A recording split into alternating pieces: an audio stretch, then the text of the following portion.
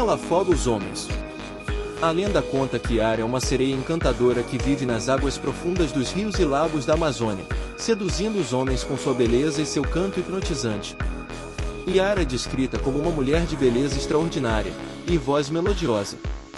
Sua presença está sempre associada ao fascínio fatal, onde a beleza esconde o perigo mortal. Seu canto atrai os homens que navegam pelos rios, fazendo com que fiquem hipnotizados e a sigam até as profundezas da água, onde acabam se afogando. Aqueles que sobrevivem ao encontro com Yara, segundo a lenda, ficam loucos ou completamente encantados por ela, incapazes de retornar à vida normal.